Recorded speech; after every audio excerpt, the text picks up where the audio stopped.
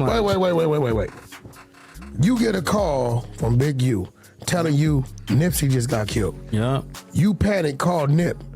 Nip answer the phone. Yeah. And 30 minutes after you get off the phone with Nip, he get killed. Yeah, I got it. So you think he hit you a little too early? That right there is Loose Cannon casually laying out a timeline that points the finger straight at Big U. Apparently, Big U unknowingly admitted to Nipsey's murder by calling Loose before it even happened. That entire conversation is now trending, and even more shocking revelations about Big U are starting to surface. Let's get right into it. The complex legacy of Big U and his relationship with Nipsey Hussle.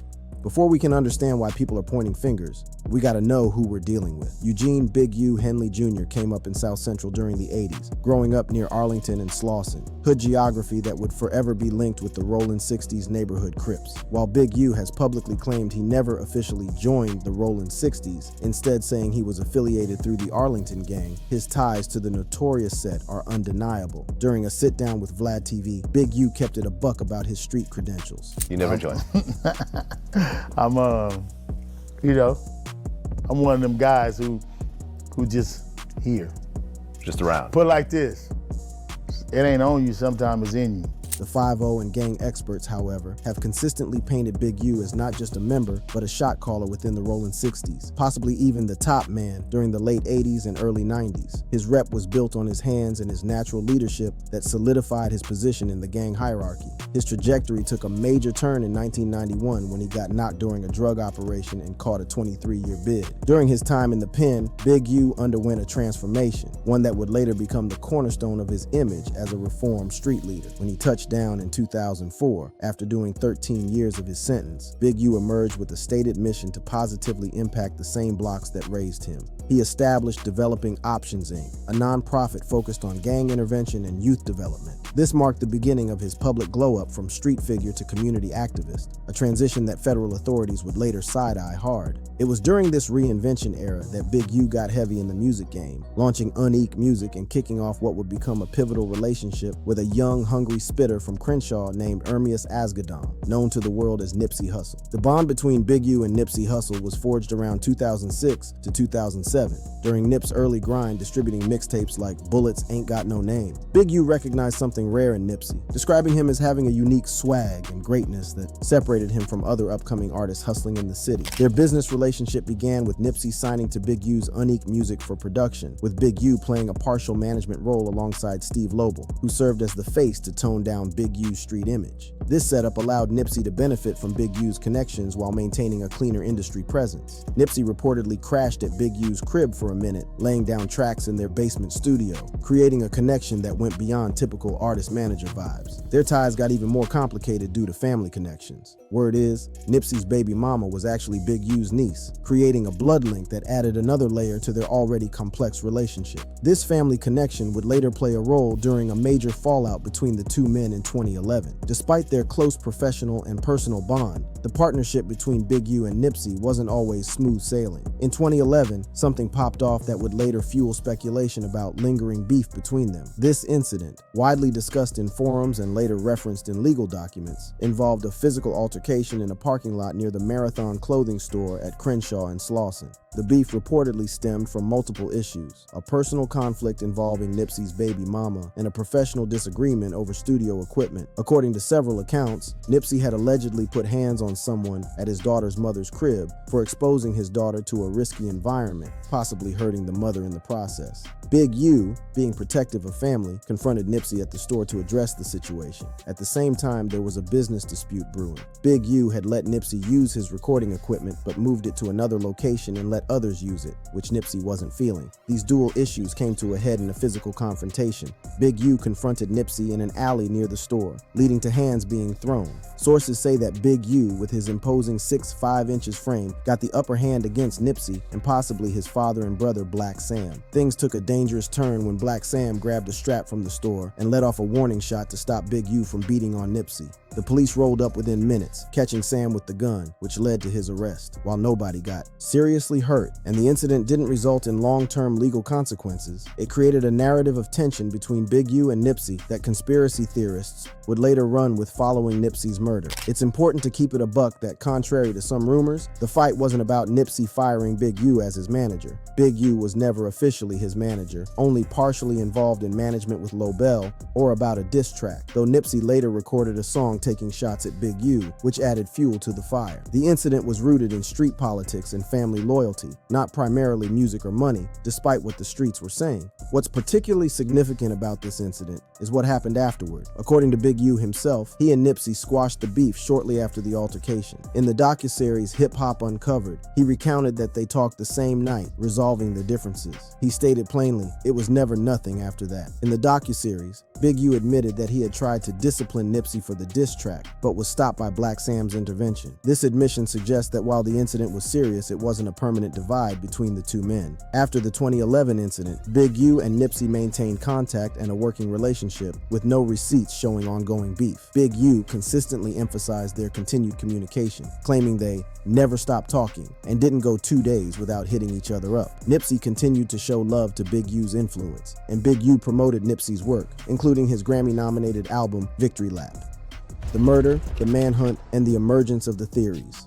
On March 31st, 2019, the hip-hop world was shook to its core when Nipsey Hussle caught bullets outside his Marathon clothing store in South Los Angeles. The 33-year-old rapper, entrepreneur, and community activist had been leveling up in a major way, having just secured a Grammy nomination for his debut studio album, Victory Lap, and establishing himself as a beacon of hope in his Crenshaw neighborhood. The events of that tragic day have been thoroughly documented through court records and witness statements. Nipsey was posted up in the parking lot of the shopping plaza he owned, chopping it up with homies and fans when a man approached him. After a brief exchange, the man bounced, only to return minutes later strapped with handguns. He started busting, hitting Nipsey multiple times before fleeing the scene. Despite emergency medical efforts, Nipsey was pronounced dead at a nearby hospital. The hunt for Nipsey's killer moved with quickness. 2 days after the shooting, police identified 29-year-old Eric Holder Jr., aka Shitty Cuz, a fellow Rolling 60s neighborhood Crips member, as the main suspect. Holder had been caught on surveillance footage bouncing from the scene, and multiple witnesses put him at the location. On April 2nd,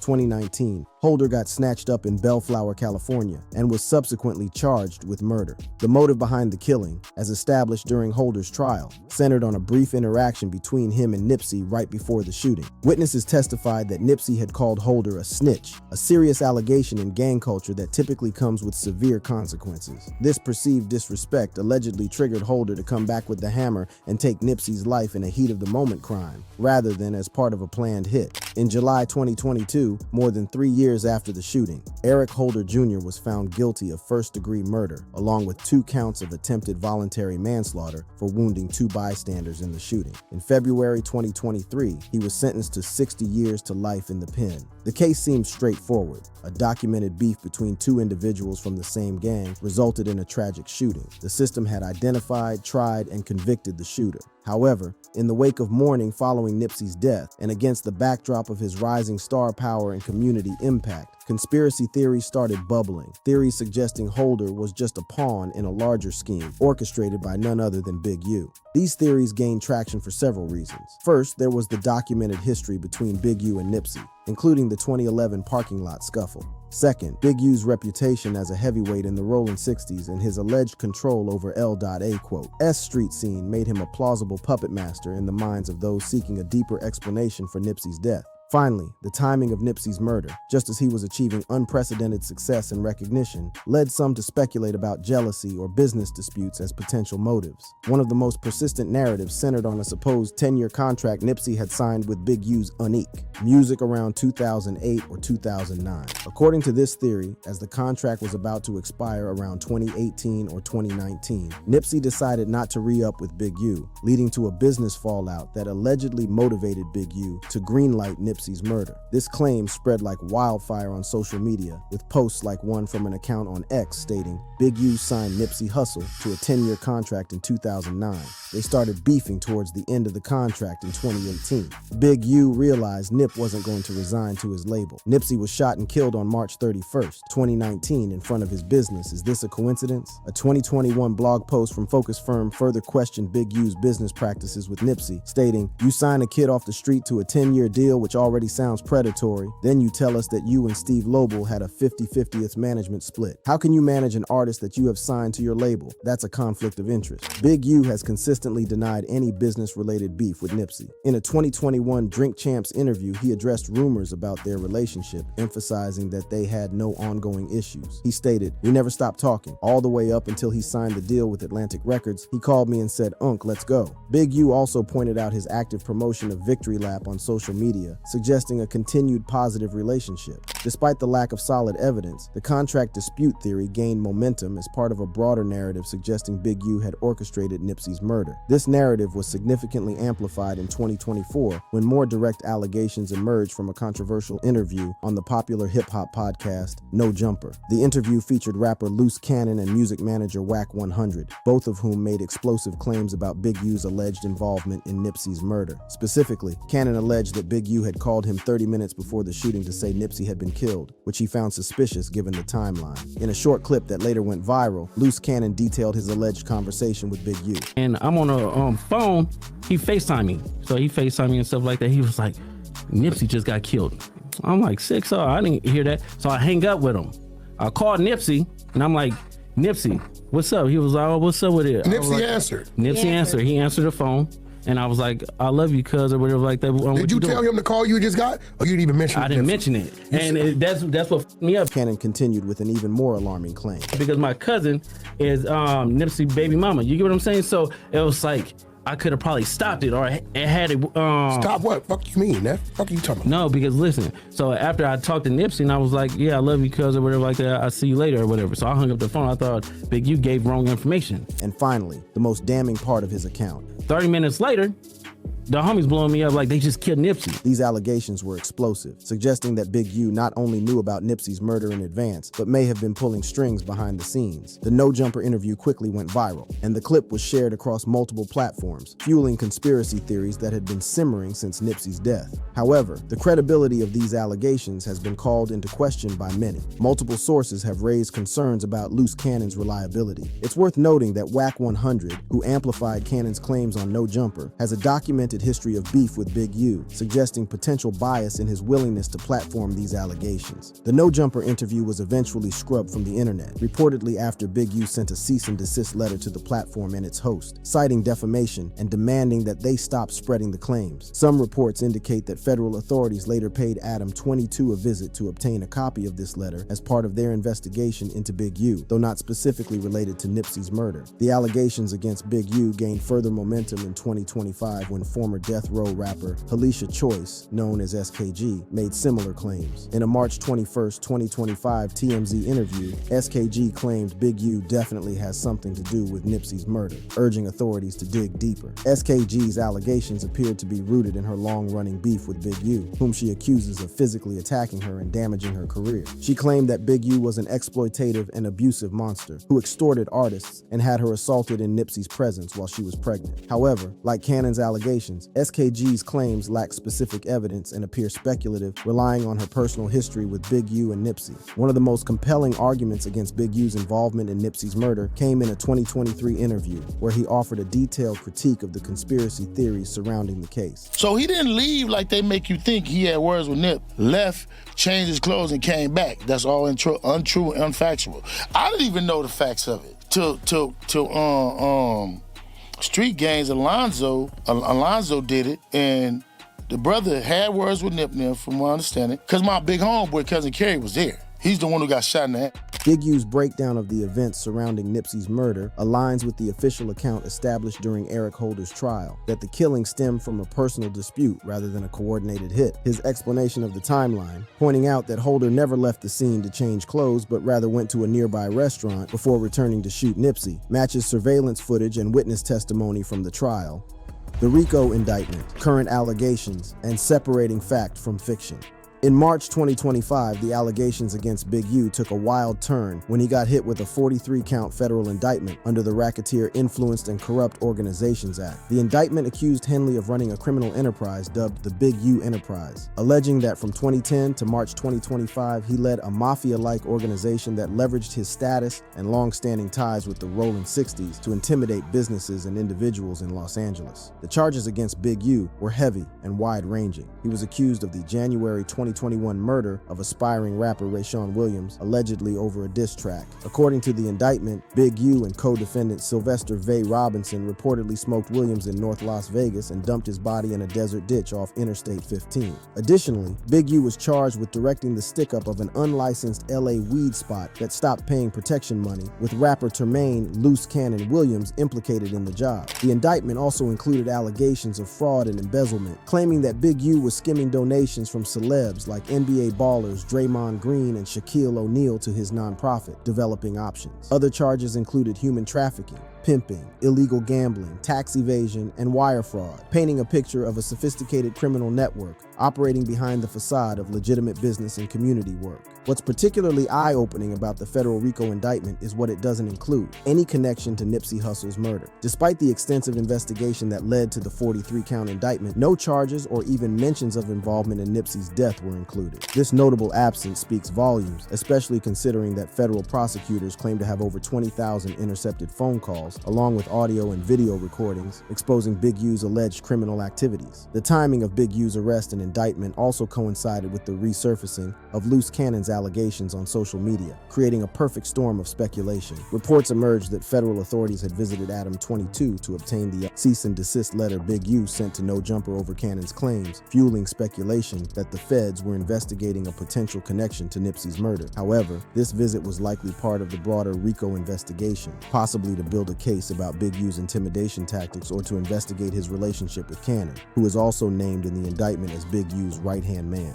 There's no indication that federal authorities found actionable evidence linking Big U to Nipsey's murder, as the RICO case focuses on other allegations entirely. In a 2023 interview, Big U addressed the persistent rumors linking him to Nipsey's death with visible frustration. No matter what, when I walk through the door, I'm the bad guy. For sure.